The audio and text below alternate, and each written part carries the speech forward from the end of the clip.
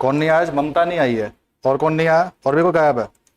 एक तेरे साथ भाई बैठता है वो भी नहीं आया। और भी कोई गायब है?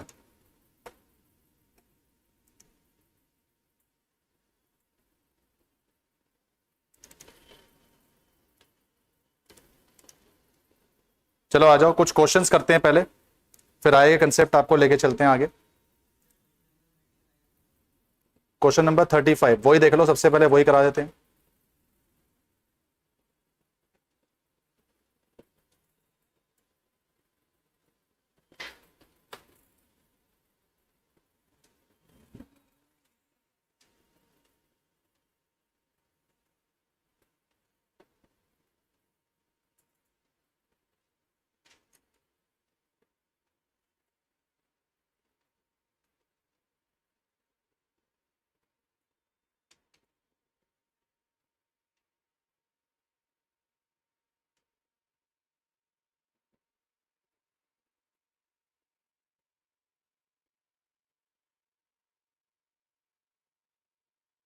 चले बेटा 35 क्वेश्चन पे आइए, 35 क्वेश्चन करेंगे हम फटाफट से। हाँ जी, तो क्वेश्चन कह रहा है बैलेंस शीट रमन लिमिटेड की गिवन है, share capital, debenture, creditors, debenture पे रेट गिवन है, तो यहाँ पे इंटरेस्ट ऑन डिबेंचर आएगा। पीनल अकाउंट गिवन है, इसका अकाउंट बनाना ही बनाना है। डेप्रिएशन फंड मैं आपको बता दूं क्या होता है, ये एक्यूमुलेट डेप्रिएशन है। तो अब आम बच्चा क्या करेगा, यहाँ देखेगा मशीनरी है, सोचेगा नेट अप्रोच है। नेट अप्रोच नहीं है, ये ग्रॉस अप्रोच है, क्योंकि यहाँ पे जो डेप्रिएशन माइनस करके दिया जाना था वो यहाँ ना देके उधर दे दिया, तो अल्टीमेटली डेप्रिएशन के बैलेंस गिवन है, तो ये ग्रॉस अप्रोच है। ये टीचर की चाल है, इसका अकाउंट बनेगा। रिजर्व के हमेशा अकाउंट बनते हैं, इसका भी अकाउंट बनेगा। बाकी करंट इन्वेस्टमेंट जो होती है बेटा, ये करंट इन्वेस्टमेंट, ये cash and cash equivalent chapter में कैश एंड कैश इक्विवेलेंट ही माना जाता है, तो आपने ध्यान नहीं है। नीचे के कुछ चीजें और दी हुई हैं जिनके खाते खुलेंगे, आए जरा पढ़े। सबसे पहले कह रहा है पुरानी मशीनरी जिसकी कॉस्ट 30 है, कॉस्ट 30 है, सोल्ड कर दी 10 में, इस पे डेप्रिएशन लगा 16 का, तो पहले डेप्रिएशन लगा 16, 30 गए, 14 को बेच डाला है अपने पास जो है 10 में, तो बेटा लॉस आ रहा है यहाँ पे 4000। ठीक है, कह रहा है एक नई मशीनरी एक्वायर करी है 46,000 की, एक नई मशीनरी आपने खरीदी भी है 46,000 की, कुछ नहीं बताया तो मैं मान के चलूंगा पहले दिन पे खरीदी है। ओके, और चेक करते हैं। कह रहा है जी 9% डिवेंचर को रिडीम कराए at a discount of 4% of their face value. Debenture को रिडीम कर फायदा हो रहा है, जब करी कुछ पैसे कम पे कर। मैं वैसे बता दूं, ये डिस्काउंट पे जो ये रिडीम हो रहे हैं ये बहुत पहले होते थे, आजकल की डेट में सिर्फ पार पे या प्रीमियम पे रिडीम होते हैं। क्योंकि आप डिवेंचर होल्डर को बोलोगे कि भाई मैं 100 के डिवेंचर के लिए तेरे को 100 रुपए दूंगा, तो शायद वो मान जाए। आप बोलोगे 100 के बदले वो 120 दूंगा, तो भी वो मान जाएगा। पर आप बोलोगे मैं 100 के बदले तेरे को 80 दूंगा, तो वो मानता नहीं। तो कंपनीज एक्ट 2013 आने के बाद ये डिस्काउंट पे रिडीम होना बंद हो गया। आज की डेट में ये पार और प्रीमियम पे रिडीम होता है। आप देख भी सकते हो, ये क्वेश्चन 2009 का है, 2013 से पहले जब 1956 कंपनीज एक्ट चल रहा था। खैर इसको समझते हैं अभी। बाकी डिविडेंड 12% हम लोगों ने डिक्लेयर करा, पे कर दिया कैश में। इनकम टैक्स लायबिलिटी 30,000 की पे हो गई और डेबिट हो गई कॉन्टिजेंसी रिजर्व, ये हमारे पास है। कह रहा है कैश फ्लो स्टेटमेंट बनाओ AS3 के मुताबिक। आइए शुरू करते हैं। सबसे पहले फॉर्मेट, कैश फ्लो स्टेटमेंट।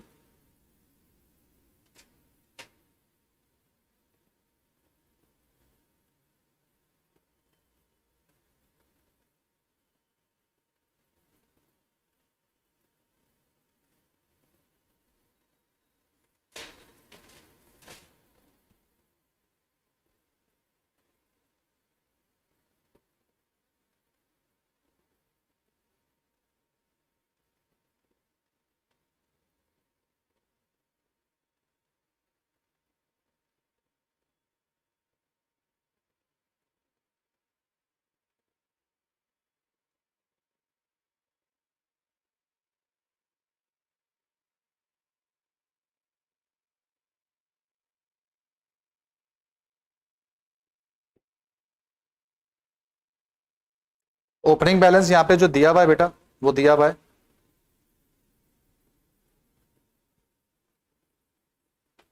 ये रहा ओपनिंग बैलेंस अपने पास है 120 और 262, क्लोजिंग है 110 और 190, तो 120 और 262 ये बनेगा 382, क्लोजिंग है 110 और 190 ये बनेगा 300।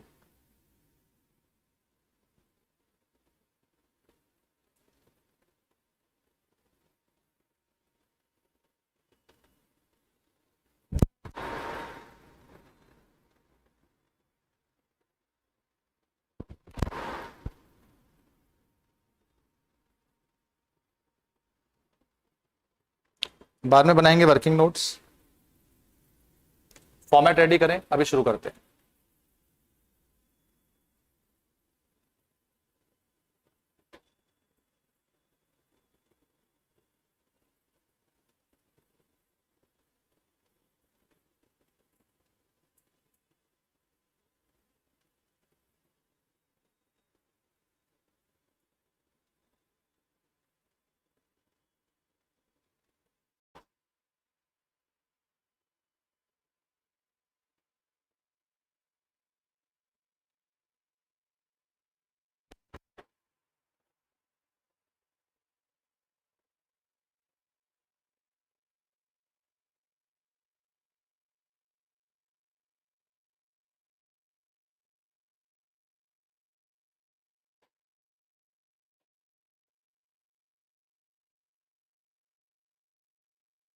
हो गया बेटा?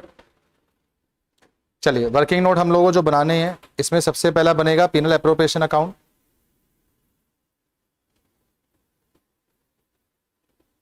एक बनेगा अपना मशीनरी अकाउंट जो कि ग्रॉस अप्रोच है। यहाँ पे मशीनरी के अलावा बनेगा accumulate depreciation account, asset disposal account,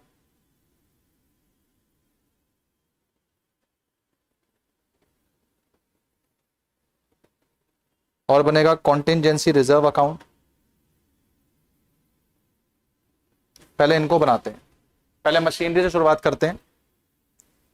machinery का बैलेंस दिया हुआ है आपके पास 164 और 180, लिखें टू बैलेंस बीडी 164 और 180। डेप्रिएशन का बैलेंस आपके पास नीचे दिया हुआ है 80 और 88,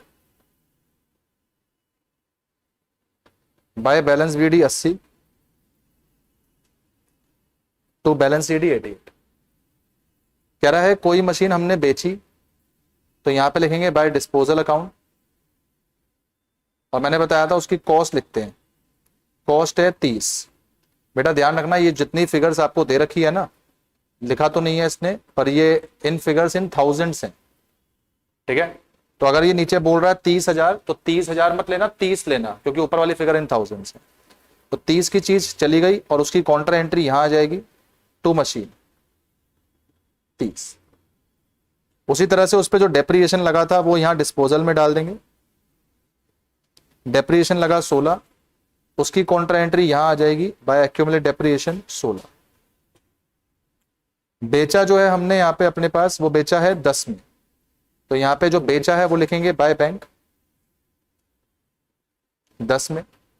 तो यहां पे लॉस निकल के आ जाएगा बाय पीएनएल लॉस, वो आ गया 4, 30 और 30।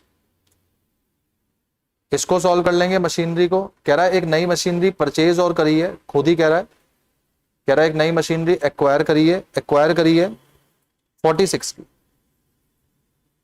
अब चेक कर लो कि क्या बैलेंसिंग फिगर मैच कर रही है या नहीं कर रही। तो 30 और 180 आ रहा है 210, और 16 और 4 ये भी आ गया 210, मैच कर गया। यहां भी टोटल कर दो, जो बच के आएगा वो आ जाएगा डेप्रिएशन। 16 और 88 हो जाएगा आपके पास 104, 104 में से 80 गया 24।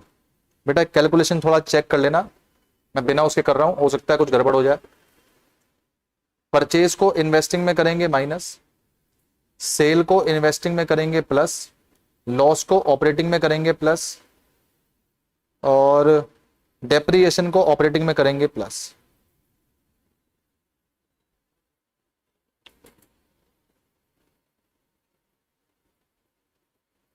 अच्छा रहेगा अगर आप हाथ के हाथ डाल भी दें, तो सेल परचेज भी आ गया, लॉस और डेप्रिएशन भी आ गया। सेल परचेज आपके इन्वेस्टिंग में आ जाएगा, लॉस और डेप्रिएशन आपके ऑपरेटिंग में आ जाएगा।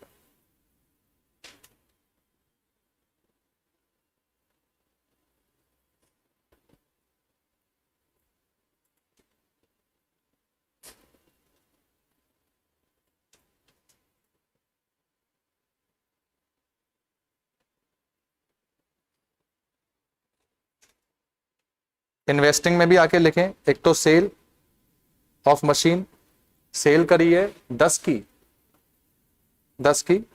और परचेज, बेटा क्वेश्चन में टॉप में लिख लेना फिगर इन थाउजेंड्स। और एक करी है परचेज ऑफ मशीन, परचेज करी है 46 की। और ऑपरेटिंग में लिख लो डेप्रिएशन और लॉस ऑन सेल।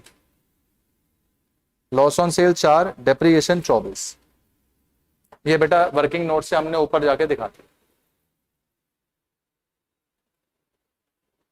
कोई दिक्कत?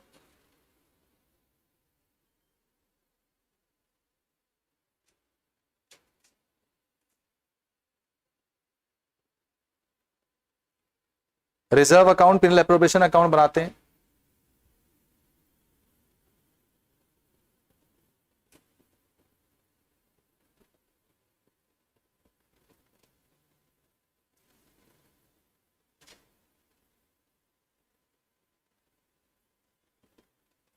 देखें बेटा, 2 पॉइंट आपके हो चुके हैं। आगे पढ़ें। डिबेंचर का पॉइंट दे रहा है तो पहले डिबेंचर ही बना देते हैं। एक अकाउंट बना लो 9% डिबेंचर अकाउंट।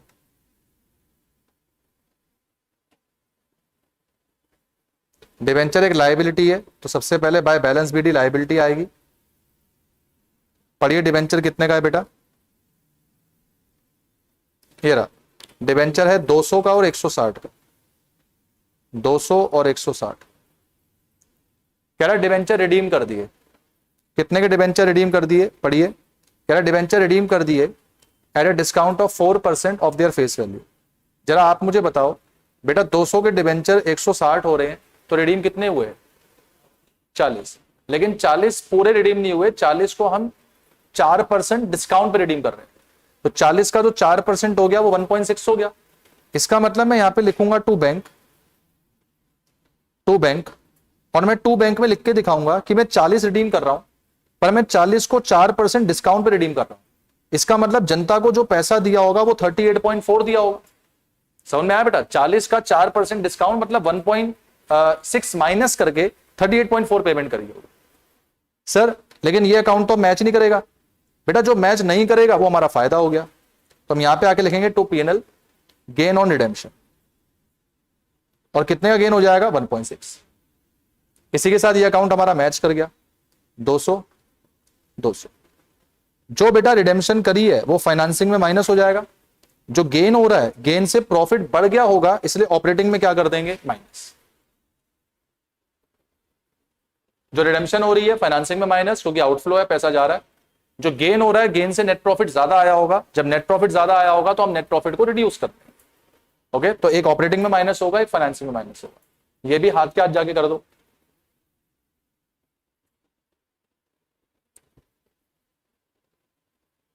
फाइनेंसिंग में आगे माइनस करेंगे रिडेम्पशन ऑफ डिबेंचर 38.4, और लिख दें अपने पास गेन जो है वो यहां पर आके माइनस करेंगे ऑपरेटिंग में, गेन ऑन रिडेम्पशन 1.4। ओके, देखो बेटा एक एडवांस चीज बता रहा हूं, थोड़ा ध्यान देना। बेटा मैं ऑपरेटिंग में ना हमेशा साइन लिखता हूं, पर मैं इन्वेस्टिंग फाइनेंसिंग में साइंस नहीं लिखता। ऑपरेटिंग में मैं प्लस माइनस लिखता हूं, इन्वेस्टिंग फाइनेंसिंग में नहीं लिखता। जानते हो ये प्लस माइनस और ये प्लस माइनस ना लिखना, इसके पीछे एक वजह होती है। ये इन्वेस्टिंग और फाइनेंसिंग के जितने भी आइटम्स हैं ये इंडिपेंडेंट है। इंडिपेंडेंट मतलब एक आइटम दूसरे आइटम से अलग है।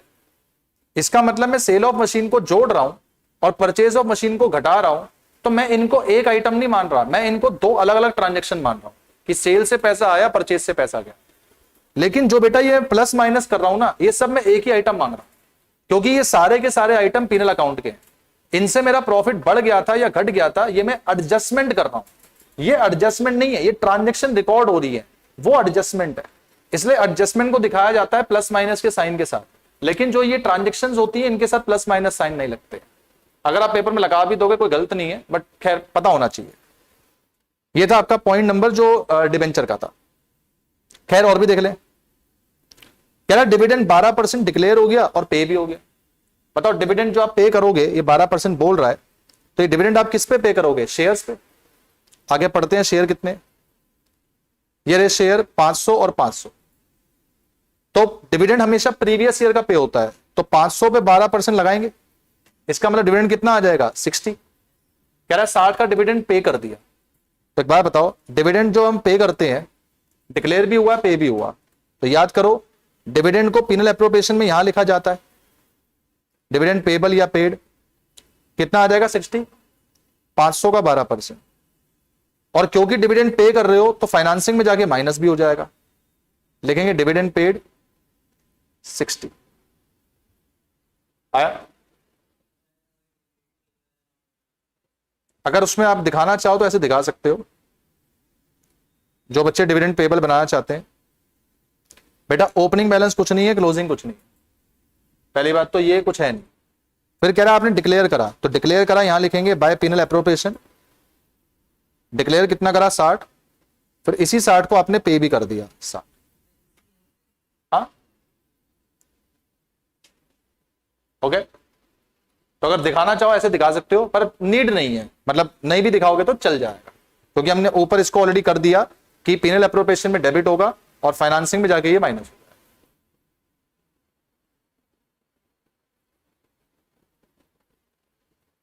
ओके और देखते हैं और क्या है।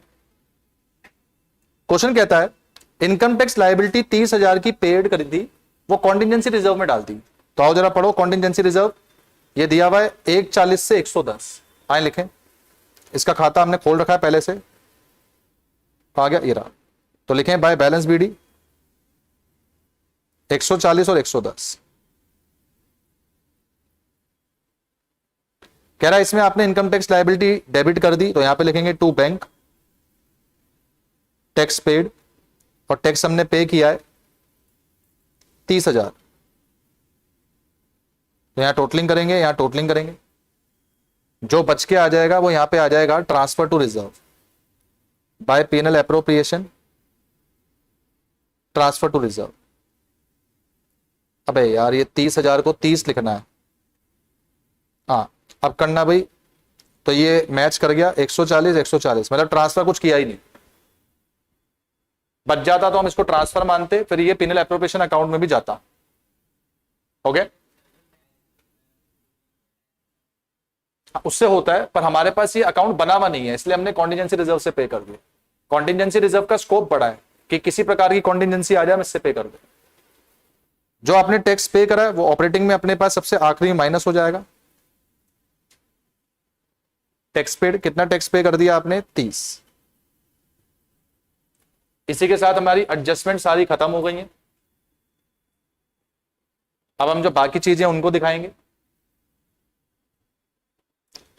खाते देख लो, खाते सारे बंद करे कि नहीं करे? मशीनरी बंद हो गया, डिस्पोजल बंद हो गया, डिवेंचर बंद हो गया, रिजर्व बंद हो गया, डेप्रिसिएशन बंद हो गया। पिनल एप्रोप्रिएशन अभी भी खुला हुआ है, इसको बना दो। पिनल एप्रोप्रिएशन के बैलेंस भी गिवन है 40 और 54। तो ओपनिंग बैलेंस है 40,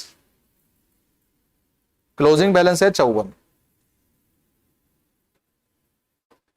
सॉल्व कर लो, यहां बच के आ जाएगा बाय प्रॉफिट आफ्टर टैक्स।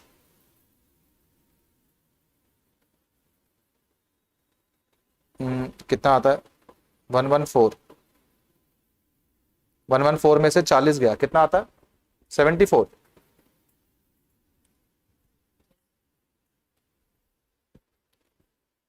तो ये अकाउंट भी खत्म।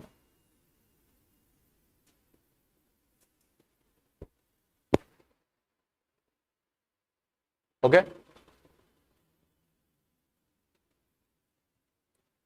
ऊपर आ जाइए, ऑपरेटिंग में लिखेंगे net profit after tax, given है 74। इसमें जोड़ते हैं प्रोविजन फॉर टैक्स, पर कुछ है ही नहीं, तो ये नेट प्रॉफिट बिफोर टैक्स भी कितना आ जाएगा? 74। ये लो,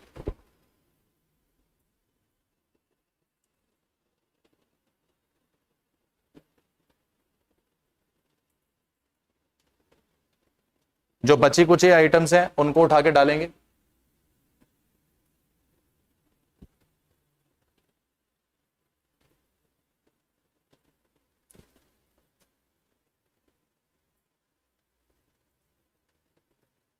देखें बचे कुछ आइटम क्या है, ये जिन पे मैंने सर्कल कर दिए इन सबके खाते बन चुके हैं, तो बाकी चीजें अपने पास डालेंगे। उसको मैं ब्लू से कर देता हूं या ग्रीन से कर देता हूं। देखें सबसे पहले लैंड एंड बिल्डिंग 300 300, तो ये भी खत्म। फिर है अपने पास स्टॉक, स्टॉक है 200 से 228, स्टॉक बढ़ रहा है तो माइनस होगा, लिखेंगे माइनस में इंक्रीज इन स्टॉक 2800 पे। स्टॉक करंट एसेट है, उसका इनवर्स रिलेशन होता है, बढ़ रहा है तो माइनस करेंगे।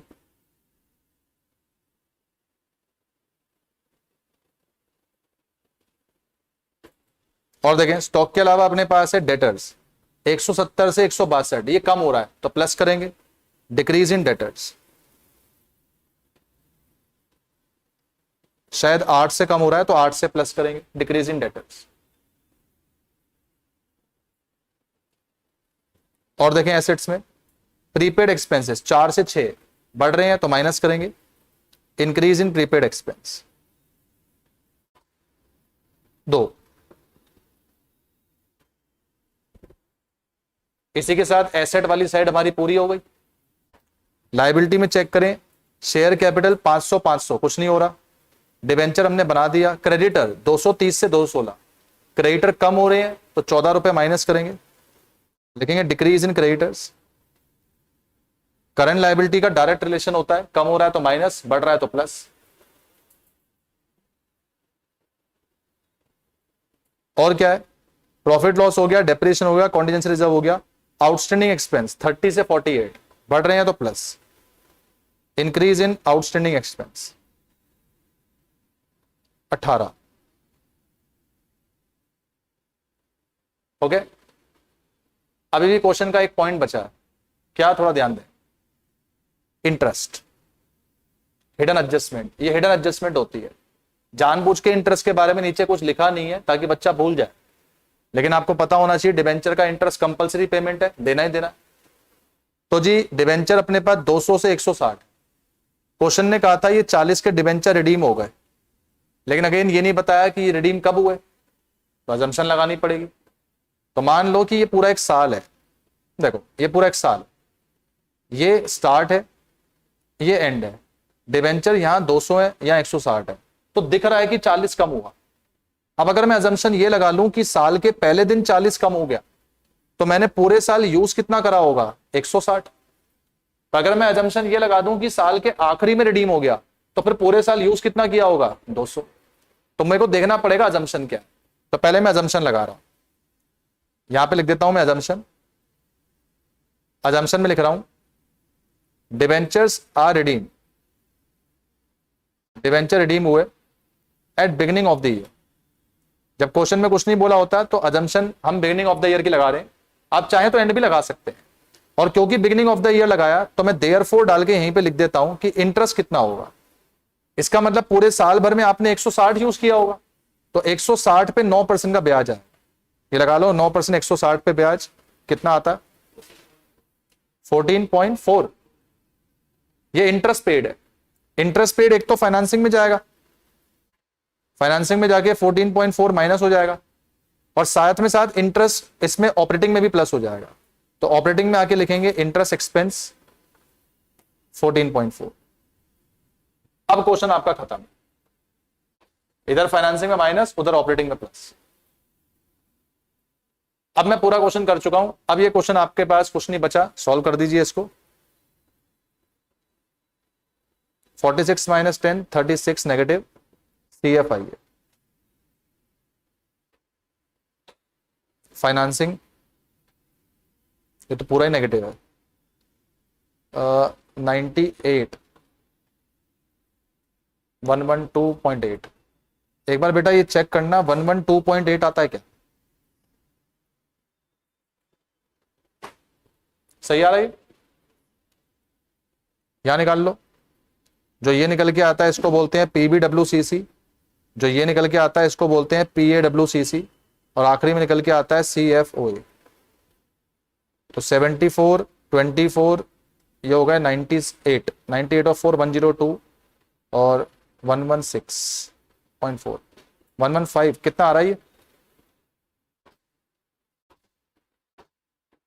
13 होगा ना ये तो 13 और 4 17 17 और 98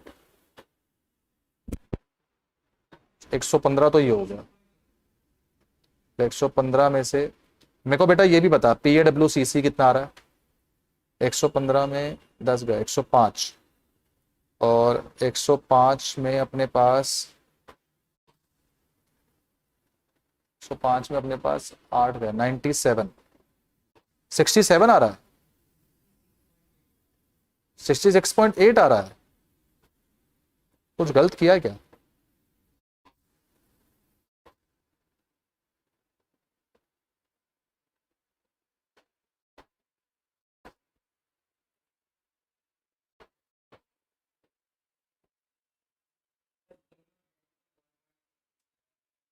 1.6 है ओके ओके ओके ये गलत लिखा है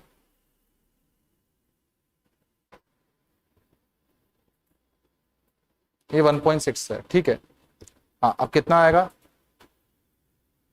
ये PBWCC कितना आ रहा है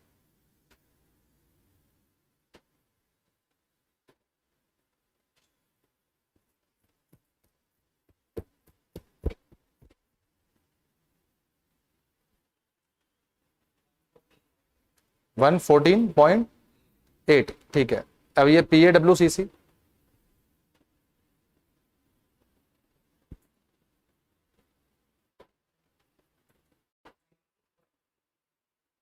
नाइन्टी 96.8 तो ये आ गया 66.8 पॉजिटिव है ना ये भी टोटलिंग कर लो कितना आ रहा है 82 नेगेटिव तो ये आ गया नेट डिक्रीज और 382 से गया तो 300 मैच कर गया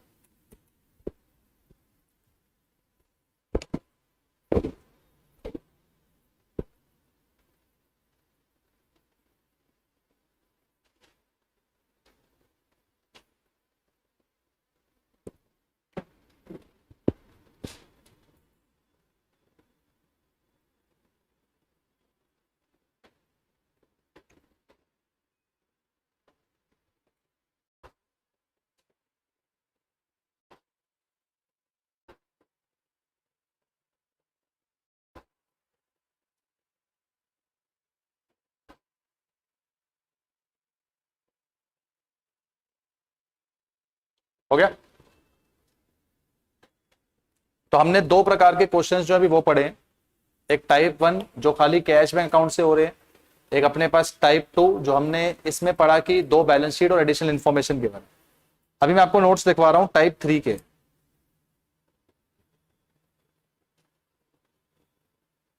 लेकिन type 3 questions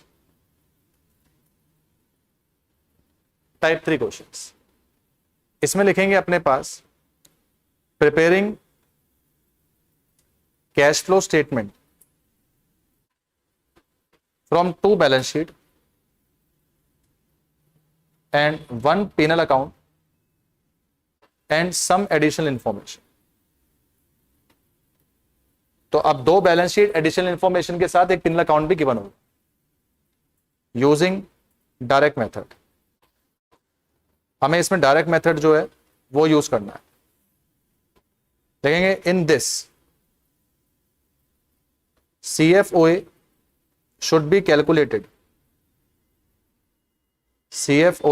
be calculated by using पहला डेटर्स अकाउंट इसमें हमें सबसे पहले डेटर अकाउंट बनाना पड़ेगा आज तक मैंने डेटर अकाउंट आपको कहीं भी बनाने को नहीं बोला यहां बनाना पड़ेगा सेकंड क्रेडिटर्स अकाउंट तीसरा स्टॉक अकाउंट चौथा other operating current assets account and other operating current liabilities account ध्यान रहे ये हमें सिर्फ तब बनाना है जब आप क्वेश्चन को डायरेक्ट मेथड से कर रहे हो अगर आप डायरेक्ट मेथड से नहीं करोगे तो दिक्कत होने की जरूरत नहीं है ठीक है, इनके साथ ऐसे लिख लेना, these accounts are not prepared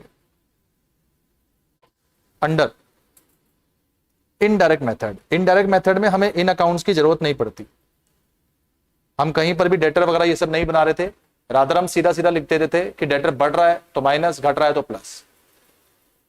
okay, while preparing above accounts,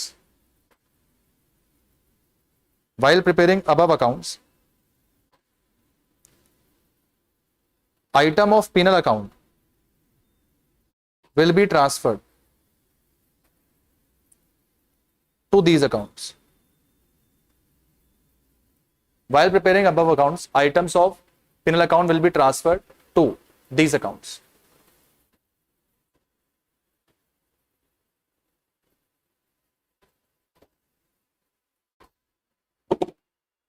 Key skill. These questions can be solved either by indirect method और डायरेक्ट मेथड। आप इन क्वेश्चन को वैसे सॉल्व डायरेक्ट और इनडायरेक्ट दोनों से कर सकते हो। However if question specifies then use direct method. अगर क्वेश्चन कह रहा है कि भाई डायरेक्ट से ही निकालना है, फिर तो आपको डायरेक्ट से ही निकालना पड़ेगा। Okay, if silent use indirect method. Question अगर साइलेंट है तो किससे करना? इनडायरेक्ट से। बेटा मैं आपको जो एक क्वेश्चन है दोनों से करवा दूंगा, मैं सिर्फ ये समझा रहा हूं डायरेक्ट मेथड ना टाइम कंज्यूमिंग है। सोचो जो खाते तुम्हें बनाने हैं वो तो बनाने ही है, साथ में डेटर, स्टॉक, क्रेडिटर इनके भी खाते बनाने हैं। इसका मतलब क्वेश्चन जितना पहले हो रहा था उतना तो हो गई, साथ में 5-6 खाते और बन जाएंगे। तो अगर डायरेक्ट मेथड से करने को बोल रहा है तो डायरेक्ट मेथड से करो, बाकी क्वेश्चन साइलेंट है, उसने कुछ नहीं बताया तो हमेशा इनडायरेक्ट मेथड से करो। ठीक है, मैं एक क्वेश्चन से इसको आपको बताता हूं, एक क्वेश्चन मैं करवाता हूं आपको डायरेक्ट इनडायरेक्ट दोनों से, ताकि आपको आइडिया लग जाए क्वेश्चन कैसे होगा। ओके, बुक का क्वेश्चन अपने पास निकाल लें, ये मेरे पे पुरानी बुक है, क्वेश्चन नंबर 12। क्वेश्चन नंबर 12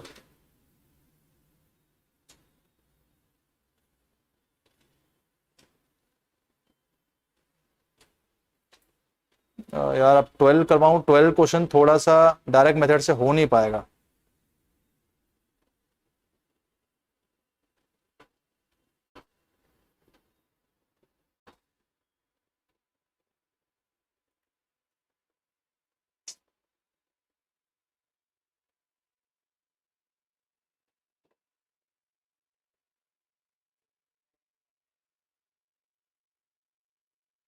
ये पुरानी बुक है ना,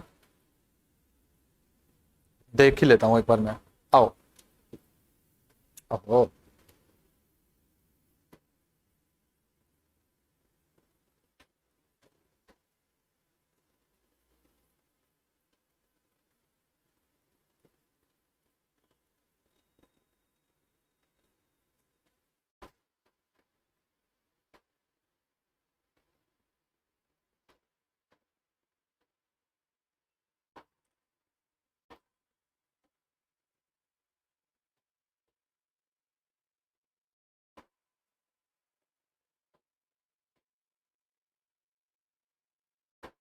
22 क्वेश्चन निकाले।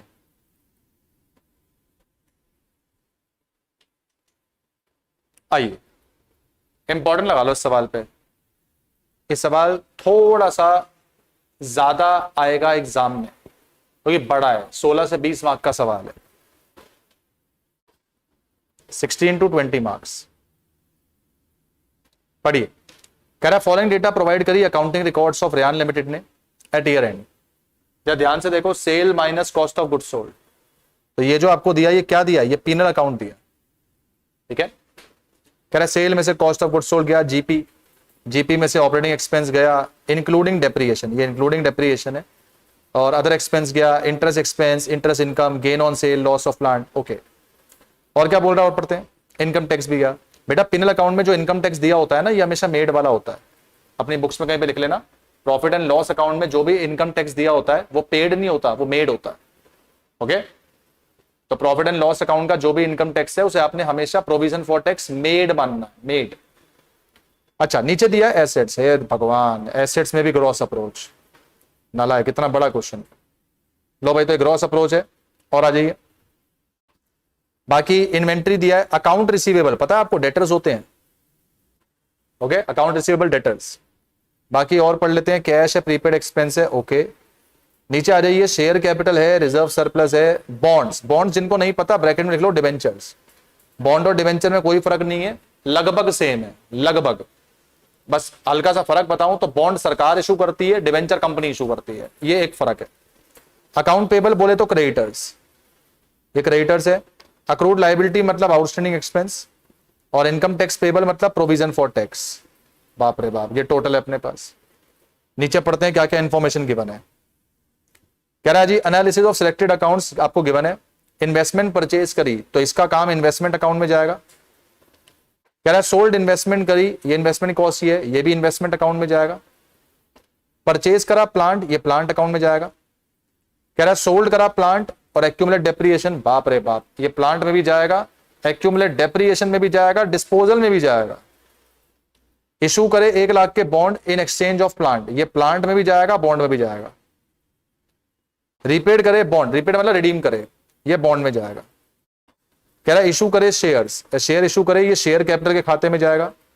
डिविडेंड पे करा, ये डिविडेंड पेबल के खाते में जाएगा, पर अफसोस डिविडेंड पेबल हमारे पे है ही नहीं। कह रहा है कैश फ्लो बनाओ, गौर से देखो कहीं लिखा है डायरेक्ट मेथड, नहीं लिखा, तो हमें किससे करना चाहिए, इनडायरेक्ट। तो पहले मैं इस क्वेश्चन को इनडायरेक्ट से करवा दूंगा, फिर मैं इसी क्वेश्चन को डायरेक्ट से भी करवा दूंगा, ओके। आइए शुरू करते हैं, करें, कुर्सियों की पेटी बांध लो, ये क्वेश्चन थोड़ा सा बेहतरीन क्वेश्चन है। चलिए मैं एक काम कर रहा हूं, मैं सबसे पहले वर्किंग नोट बनाऊंगा, मैं फॉर्मेट बना ही नहीं रहा, हम वर्किंग नोट से शुरू कर रहे हैं, ये क्वेश्चन बड़ा है। आइए लिखें वर्किंग नोट्स। आप लोगों का जो फेवरेट वर्किंग नोट है वो क्या है, ग्रॉस अप्रोच, तो पहले हम उसी को बनाते हैं, वो जल्दी बन जाएगा। तो लिख लें, एक बनेगा प्लांट अकाउंट, एक बनेगा एक्यूमुलेटेड डेप्रिएशन अकाउंट। आपको पता है ओल्ड सिलेबस में एक टॉपिक होता था सिंगल एंट्री सिस्टम, भाई साहब जितना कैश फ्लो क्वेश्चन है ना उसका 1.5 गुना क्वेश्चन उसका एक होता था, और निकम्मों ने वो हटा दिया। आसान टॉपिक होता था, बच्चे 20-20 नंबर फ्री के लेके जाते थे उसमें, ऐसा इन्होंने निकम्मों ने सबने एएस डाल दिए। अभी आगे एक चैप्टर ऐसा और आने वाला है, कंसोलिडेशन, वो भी चैप्टर ऐसा ही है। आप अपने किसी सीनियर से पूछना कंसोलिडेशन कैसा है, वो आपके सामने शक्लें बनाना शुरू कर देगा कि यार ये क्या पूछ लिया। जैसे 12th का इंटीग्रेशन है, मैथ्स अगर आप लोगों के पास थी, उसी तरह से इंटर का कंसोलिडेशन, इकलौता टॉपिक जो बच्चे को परेशान करता है, छोड़ सकते नहीं, क्योंकि फाइनल में सबसे बड़ा चैप्टर भी वही है। जो आप यहां पढ़ोगे वो फाइनल में भी काम आने, सिर्फ बदलेगा क्या, यहाँ पे AS3 बोला जा रहा है, वहां पे इंड AS बोला जाएगा, कि इंड AS कोई आपके पास वहां लग रहा हो, ठीक है। चले पहले इसी को बनाते हैं। बेटा मैं थोड़ी सी स्पीड इसमें तेज रखूंगा, तो मैं बाय बैलेंस वगैरह नहीं लिख रहा, मैं BDCD लिख रहा हूं यहाँ पे समय बचाने के लिए। आप भी ऐसे लिखना चाहें तो लिख सकते हैं।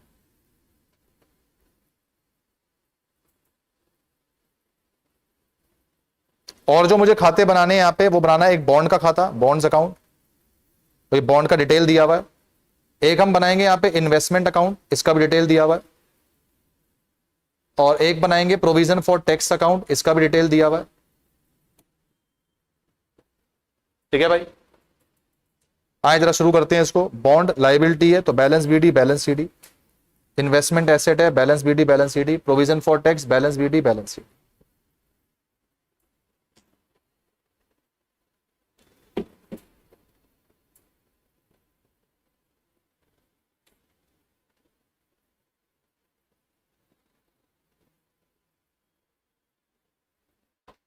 चलिए मैं प्लांट अकाउंट से शुरू कर रहा हूं बेटा।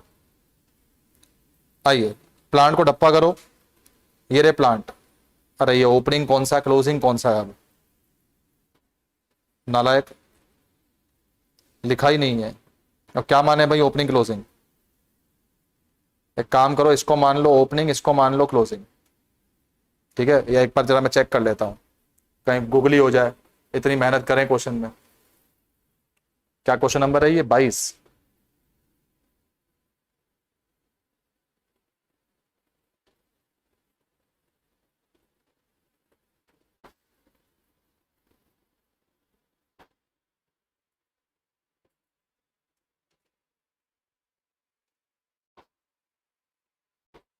हाँ भाई, गलत हो जाता, बच गए बच गए।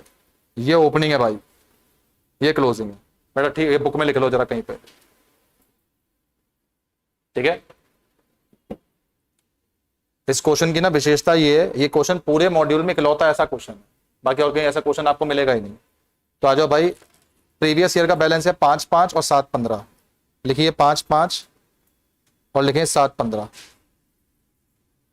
डेप्रिसिएशन का बैलेंस लिखो 68 और 1-3, तो 68 और 1-3,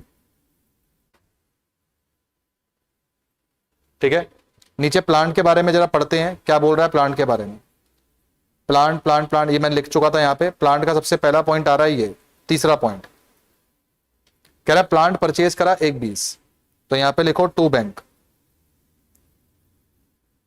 1-20। उसी के नीचे बोल रहा है कुछ प्लांट बेचा जिसकी कॉस्ट 10 है, तो 10 वाली कॉस्ट वाला बिक गया, तो यहां लिखेंगे बाय डिस्पोजल 10,000। उसकी कॉन्ट्रा एंट्री यहां लिखेंगे 2 प्लांट 10,000। कह रहा है उस पर डेप्रिएशन लगा था 2 का, तो डेप्रिएशन के लिए यहां पे लिखेंगे 2 डिस्पोजल 2, और इसकी कॉन्ट्रा एंट्री यहां पे आके डालेंगे बाय एक्यूमुलेट डेप्रिएशन 2, और साथ में कह रहा है कि बिक गया 5 में, तो लिखेंगे बाय बैंक 5। पहले ही डिस्पोजल ही खत्म कर दो, 10 की चीज पे 2 का डेप्रिएशन 7, 7 वाली 5 में बिक गई, तो लॉस निकल के आ जाएगा अपने पास 3, तो ये 10,000 आ गया, ये भी अपने पास 10,000।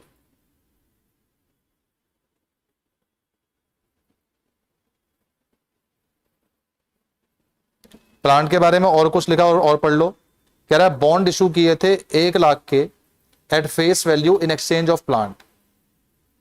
अच्छा, 1 लाख के बॉन्ड दे दिए, तो प्लांट में आके लिखो 2 बॉन्ड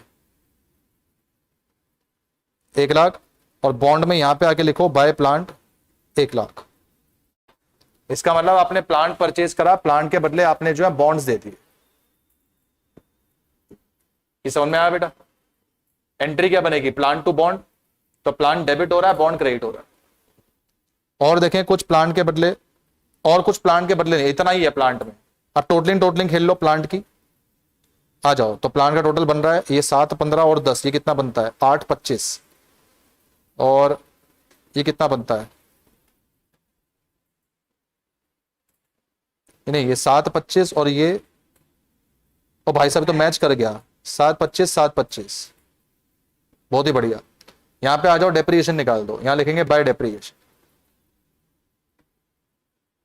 1-3 और 2 1-5, और 1-5 में से 68 गया, कितना आएगा 27, 37। बोलो यहां कोई दिक्कत, कोई डाउट, समस्या?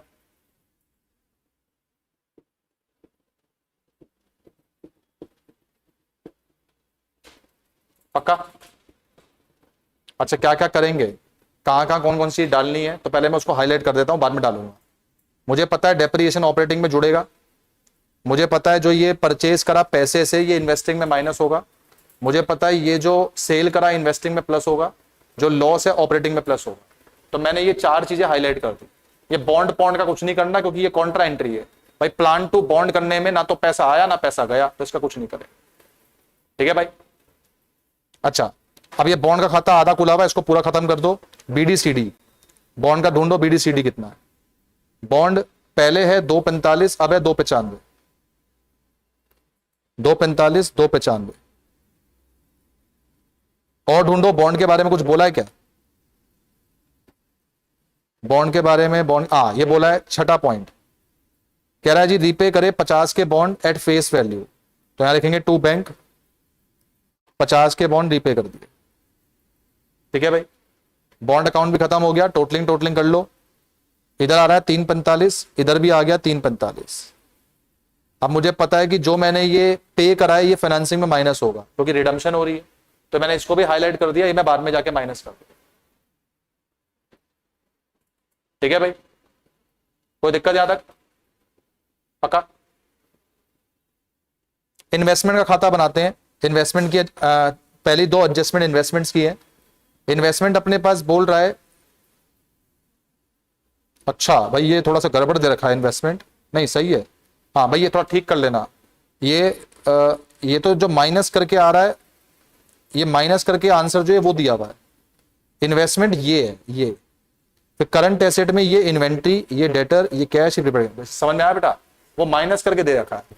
तो इन्वेस्टमेंट लेंगे 127 और 115, ले लो 127 और 115।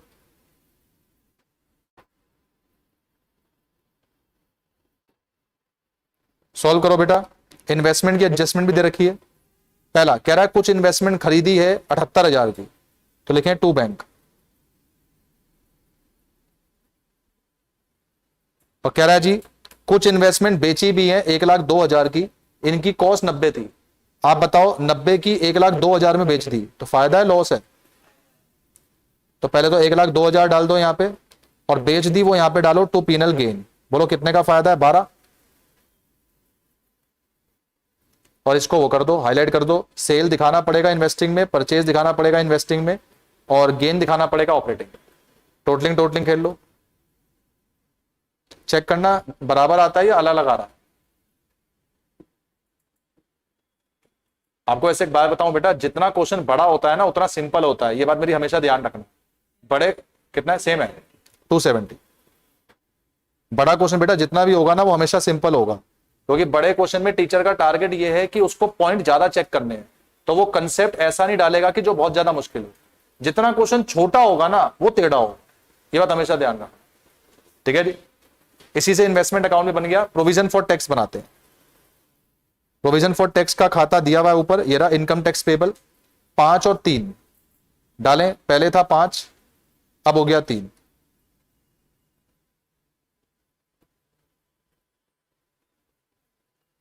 कुछ इनकम टैक्स के बारे में नीचे बोला हो? कुछ नहीं बोला, लेकिन हमें मेड दिया हुआ था। मेड याद है? अंदर पीनल में मेड दिया हुआ था। मेड वाली फिगर डालो। मेड वाली फिगर दे रखी थी 7,000, 7,000 डाल दो। तो बताओ पेड कितना आएगा?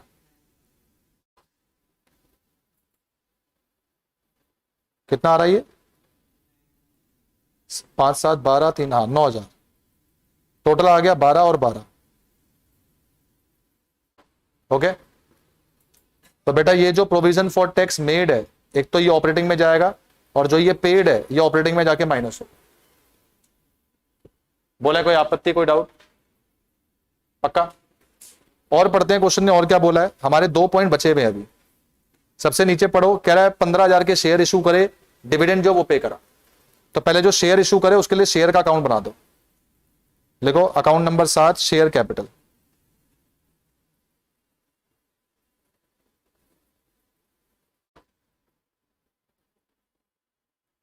शेयर की वैल्यू कितनी दे रखी है वो ढूंढ लो।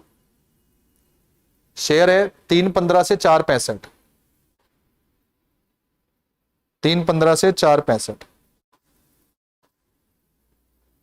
और कह रहे हैं नीचे जो शेयर इशू करे हैं वो इशू करे हैं, हाँ जरा ध्यान देना भाई, 15,000 शेयर इशू करे हैं 10 रुपए के। तो कितने के इशू करे? 1.5 लाख। तो निकम्मे ने अकाउंट मतलब बेफालतू में बनवाया है। यहां लिखेंगे बाय 1.5 लाख, और ये मैच कर गया 465 465। अगर मैं इसको नहीं भी बनाता तो भी ये हो जाता, क्योंकि वो 1.5 लाख से ही बढ़ रहा है। तो हाईलाइट करने वाली जो चीज है इसमें वो ये है बैंक, ये फाइनेंसिंग में प्लस हो जाता है। ठीक है बेटा। कुछ कंपलसरी अकाउंट होते हैं जो हमें बनाने होते हैं। शेयर कैपिटल का बन गया, बॉन्ड का बन गया, इनकम टैक्स पेबल बन गया। याद करो रिजर्व सरप्लस कंपलसरी अकाउंट होता है, तो ये बनाना पड़ेगा। ये रिजर्व सरप्लस क्या है? ये पीनल एप्रोप्रिएशन है। बना है 132 और 140।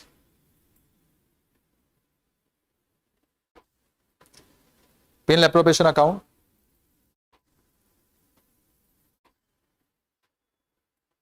132 और 140।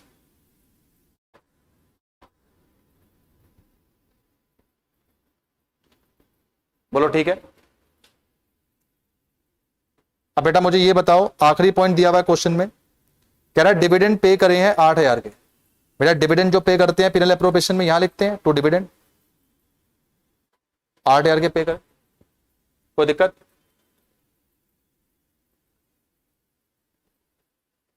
पक्का? तो यहां पे बच के आ जाएगा बाय प्रॉफिट आफ्टर टैक्स।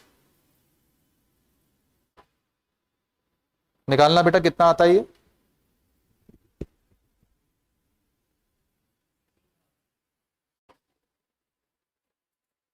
सोलह। बोलो यहां तक कोई आपत्ति?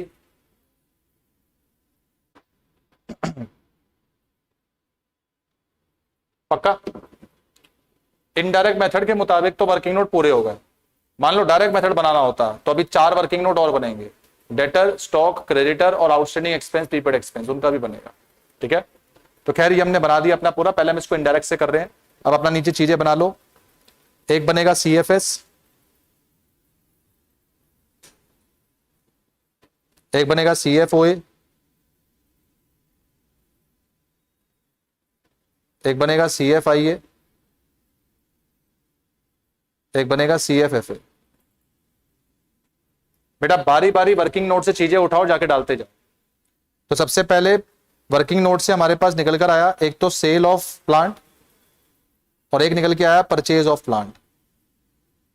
उसी वर्किंग नोट से निकल के आया एक तो डेप्रिएशन और एक लॉस ऑन सेल। ये डाल लो बेटा, पहले ये कितना निकालता मैं भूल गया बेटा। Purchase 1/20, sale 5, sale 5, purchase 1/20। Depreciation निकला था बच्चे 37 का और लॉस निकला था 3 का। डेप्रिएशन 37, लॉस 3। ठीक है बेटा, पक्का?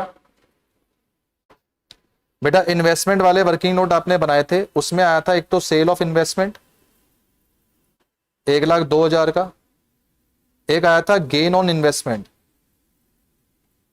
गेन आया था 12 का, और बेटा एक परचेज ऑफ इन्वेस्टमेंट भी आया था। परचेज ऑफ इन्वेस्टमेंट कितना था इन्वेस्टमेंट अकाउंट में? 78,000।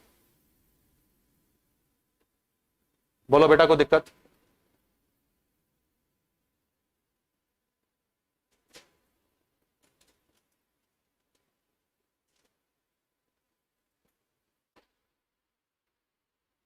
कोई समस्या हो यहां तक? बेटा बॉन्ड का अकाउंट बनाया था, बॉन्ड वाले अकाउंट में आया था रिडम्पशन, रिडम्पशन ऑफ बॉन्ड। तो बॉन्ड कितने के रिडीम करे थे हमने? 50।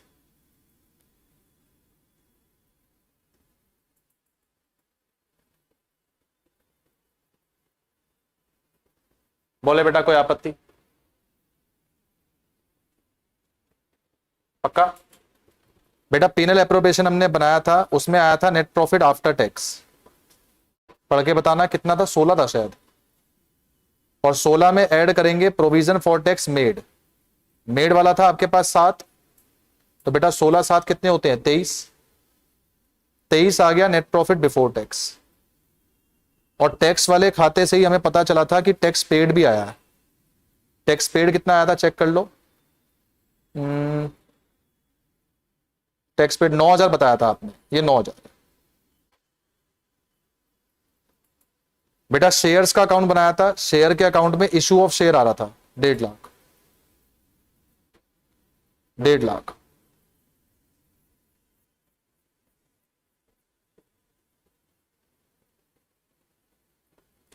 बेटा एक डिविडेंड पेड भी आ रहा था फाइनेंसिंग के लिए, तो डिविडेंड पेड, डिविडेंड पेड अभी हमने ऊपर लिखा था 8,000।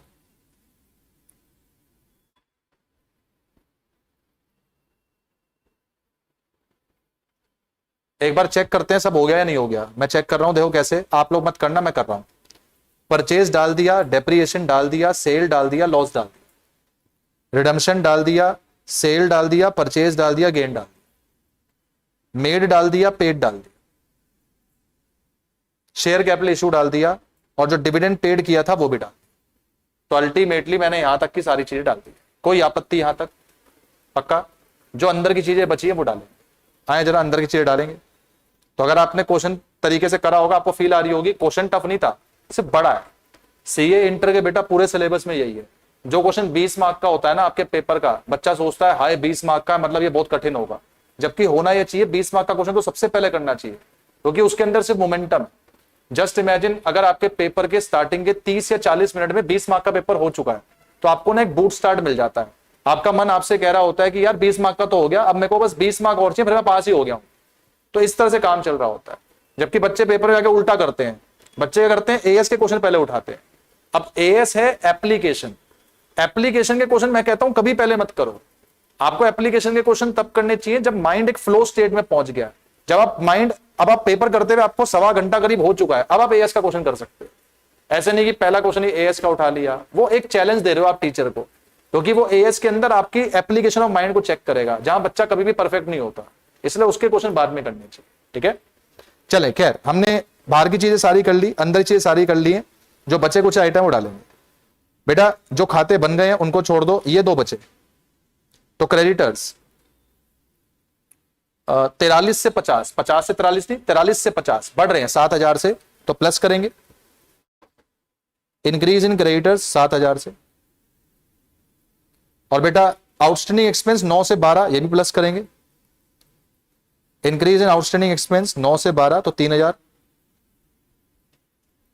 तो ये 2 चीजें भी हमारी हो गई।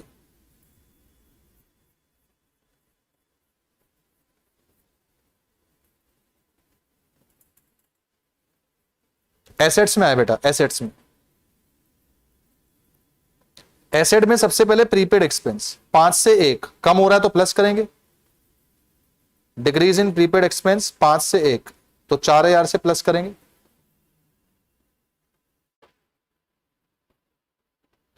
और पढ़ें कैश, कैश 15 और 46, यह आएगा आपके पास यहां पे ओपनिंग बैलेंस 15 तो क्लोजिंग बनना चाहिए 46।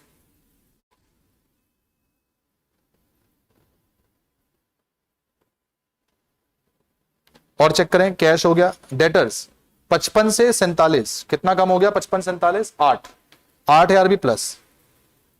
Decrease in debtors 8,000 plus. और चेक करें इन्वेंट्री 110 से 144, ये बढ़ रहा है तो ये माइनस। इंक्रीज इन इन्वेंट्री 110 से 144, कितना बढ़ता है ये 34, 34 से माइनस। और देखें इन्वेंट्री भी हो गया, इन्वेस्टमेंट खाता बन गया, डेप्रिसिएशन खाता, एसेट खाता, सब कुछ हो गया। और ऊपर चेक करो जो पीनल दिया क्या उसमें तो कुछ नहीं बचा। टैक्स हमने दिखा दिया। लॉस ऑन सेल याद करो मेरा भी 3 ही आ रहा था तो ये हो गया। गेन ऑन सेल मेरा भी 12 आ रहा था, ये भी हो गया। इंटरेस्ट इनकम रिसीव्ड ये नहीं डाला हमने। अब इंटरेस्ट इनकम मिल रही है तो एक तो इन्वेस्टिंग में प्लस होगी और एक नेट प्रॉफिट बढ़ जाएगा तो ऑपरेटिंग में माइनस होगी।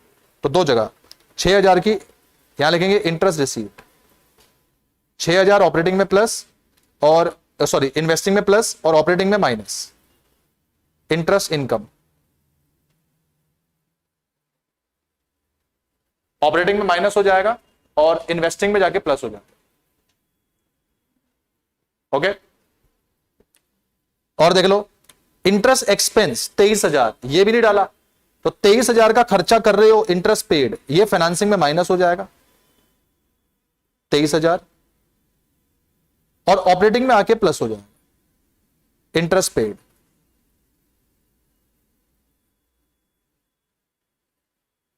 $23,000।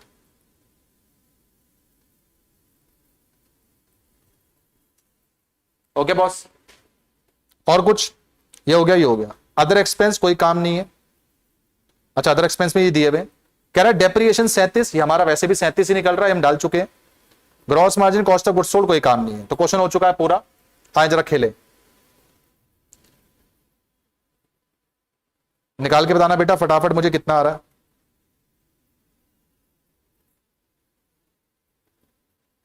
पहले इन्वेस्टिंग निकाल लो कितना आ रहा है।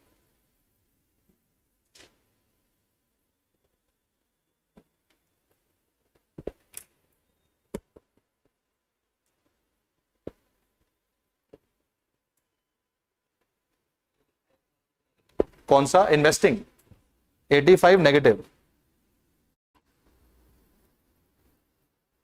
फाइनेंसिंग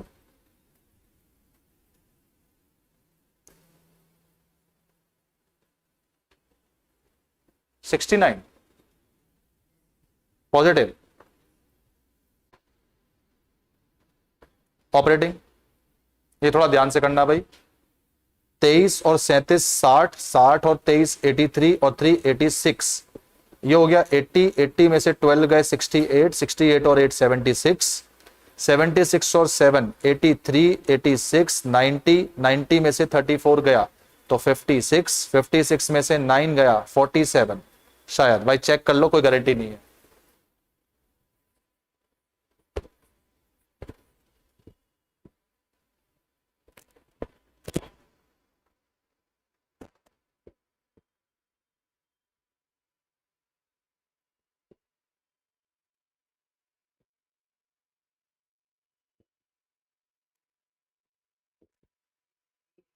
फोर्टी सेवन ही है। टोटलिंग टोटलिंग खेल लो बेटा। 47 और 9 56 और 60 116, 116 में से 85 गया 21, नहीं 116 में से 85 गया 31, और 31 और 15 46, लो जी मैच कर गया। ओके बॉस, समझ आ गया? अभी खत्म नहीं हुआ ये, अभी डायरेक्ट मेथड से भी करना है इसको, घबराए नहीं, डायरेक्ट मेथड से पूरा क्वेश्चन नहीं करना। अगर आपको याद हो बेटा, डायरेक्ट मेथड सिर्फ ऑपरेटिंग पे लगता है, याद है? तो सिर्फ ऑपरेटिंग को निकालने के लिए डायरेक्ट मेथड लगा।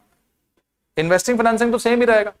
अगर मैं डायरेक्ट मेथड से ऑपरेटिंग करूं और मेरा आंसर वहां भी 47 आ जाए, मतलब मेरा क्वेश्चन सही है कि नहीं? पक्का करें यार, निपटा दो जरा फटाफट से एक बार।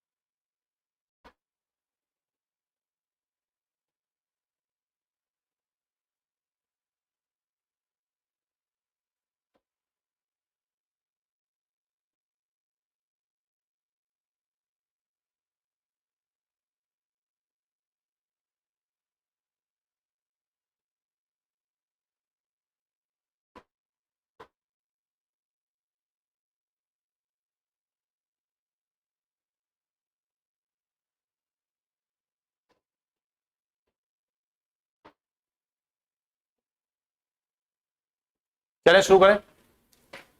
तो कितने खाते हमारे एक्स्ट्रा बनेंगे, आइए कर लेना बेटा सबने, लिखें एक्स्ट्रा। एक्स्ट्रा सबसे पहले बनेगा इन्वेंट्री अकाउंट, फिर बनेगा डेटर्स अकाउंट, फिर बनेगा क्रेडिटर्स अकाउंट, और फिर बनेगा एक्सपेंसेस अकाउंट। ठीक है, बहुत ध्यान समझना बेटा, सिंपल है, पर आप जिंदगी में पहली बार पढ़ रहे हो इसको, इसलिए हो सकता है थोड़ा अजीब व गरीब लगे, लेकिन सिंपल है।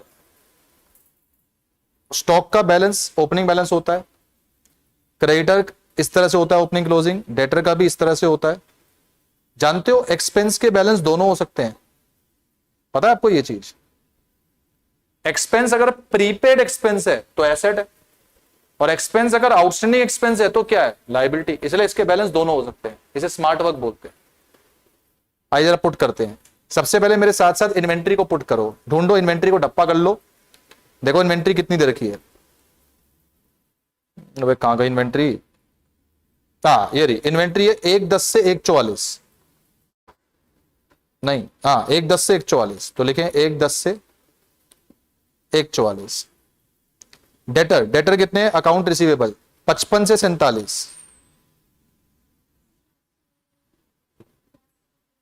5 मिनट, 55 से 47। क्रेडिटर्स या प्रीपेड एक्सपेंस डाल दो पहले, प्रीपेड एक्सपेंस 5 से 1, तो प्रीपेड यहां आएगा 5 से 1, फिर डाल दो अपने ये क्रेडिटर, क्रेडिटर है 43 से 50, 43 से 50, और आउटस्टैंडिंग एक्सपेंस अपने पास है 9 से 12। लो बेटा, मैंने ये सबके ओपनिंग क्लोजिंग बैलेंस डाल दिए, पहले तो यहां तक पहुंचो।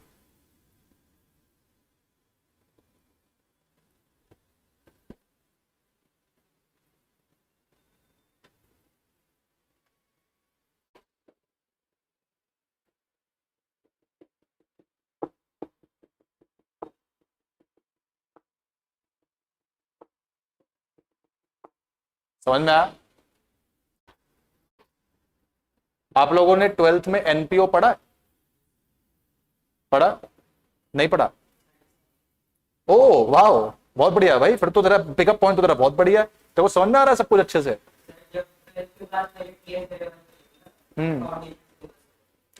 ओके ओके ओके ओके, तूने वहां ज्यादा मेहनत करी है, वेरी गुड भाई, वेरी गुड, बहुत बढ़िया, बहुत बढ़िया। और बाकी सबने एनपीओ पढ़ा हुआ है? एनपीओ में कंजम्पशन एक टॉपिक था, याद है? कंजम्पशन निकालते थे, नहीं पता? चलो, कॉस्ट ऑफ गुड्स सोल्ड कभी पढ़ा? कॉस्ट ऑफ गुड्स सोल्ड, उसका फॉर्मूला क्या होता है? Opening plus purchase minus closing, ये होता है, ठीक है? मेरी बात को ध्यान से देखो, ये ओपनिंग स्टॉक है। अगर मैं यहां पे परचेज लिख दूं तो opening plus purchase minus closing कर दूं तो समझ में आ रहा है यहां पे क्या निकल के आ जाएगा? Cost of goods sold. फिर से मेरी बात को गौर से सुने, कॉस्ट ऑफ गुड्स सोल्ड का जो फॉर्मूला होता है वो होता है opening stock plus purchase minus closing. तो बेटा, अगर मैं ओपनिंग में परचेज जोड़ दूं और क्लोजिंग हटा दूं तो ये क्या निकल के आ जाएगा? Cost of goods sold. तो ये एक अकाउंट में बस प्रेजेंटेशन है कि अगर आप ओपनिंग में परचेज को जोड़ दो और अपना क्लोजिंग स्टॉक हटा दो तो कॉस्ट ऑफ गुड्स सोल्ड आ जाएगा। कमाल की बात है, cost of goods sold teacher ने निकाल के दिया हुआ है, पीनल अकाउंट बना के दिया है। ये देखो, कॉस्ट ऑफ गुड्स सोल्ड उसने निकाल के आपको दिया हुआ है, ये रहा। कितना दिया हुआ है? 520, तो डाल दो यहां पे 520 और यहां से निकल के आ जाएगा परचेज 664, ये भी 664, और बेटा 664 से 110 चला गया तो बोलो कितना आ जाएगा? 554, ये परचेज है, ठीक है भाई? चेक कर लेना एक बार, सही आ रहा है? पक्का? अच्छा, एक बात बताओ, क्रेडिटर से हम कुछ परचेज करते हैं और क्रेडिटर को हम कुछ पैसा पे भी करते हैं, तो जो परचेज करा वो तो निकल गया 554, तो अब निकल के आ जाएगा कि उसको पे कितना करा। निकाल लो, 43 और 554 कितना हो गया? 3 और 4 7, और 55 और 4 59, तो 597 आ गया। बेटा 597 से 50 चला गया तो आ गया 547, ये मैंने उसको पे करा।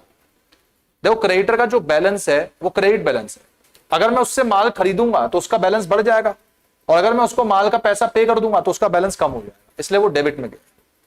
सेम ऐसे डेटर में है, डेटर को जो मैंने सेल करी होगी उसके बाद मुझे डेटर से पैसा मिल जाएगा। सेल भी मुझे दे रखी है, ढूंढो सेल कितनी दे रखी है। देखो, सेल आपको दी हुई है 698, तो 698 यहां डालेंगे, ओके? अब प्लस कर दो, 8 और 5 13, 6 और 9 15, 753, ये भी 753, 753 से 47 को हटा दो बेटा,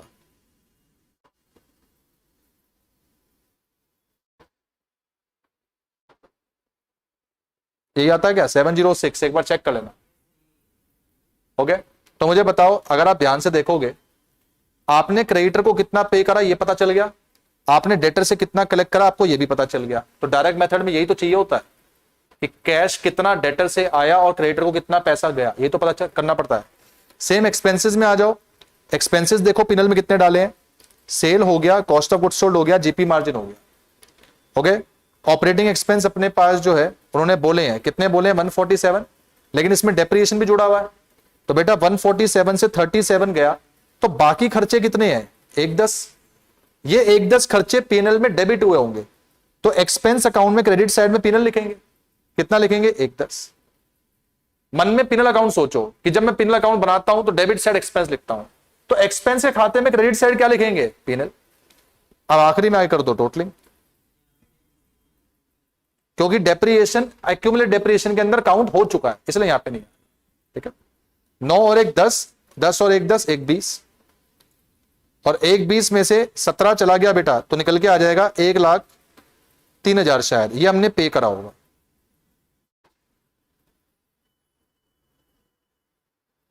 निकाल लो, 1 20 में 17 गए तो 1,03, ये भी निकल के आ गया। बोलो कोई दिक्कत?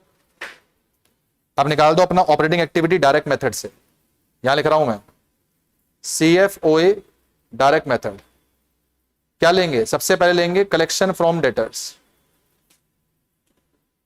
हमने कलेक्ट कितना करा डेटर से? 7,06,000। फिर लेंगे माइनस में पेमेंट टू क्रेडिटर्स। हमने क्रेडिटर को कितना पे करा? 547। फिर लेंगे माइनस में एक्सपेंस पेड। हमने एक्सपेंस कितने पे करे? 103। और लास्ट में लेंगे टैक्स पेड। हमने एक टैक्स भी पे किया था, कितने का? 9,000। सॉल्व कर दो, चेक करो, CFOA का आंसर अभी भी वही आ रहा हो, चेक कर लो इसको। सबसे पहले 7,06,000 आया, 547 गया, 1,03,000 गया और 9,000 गया।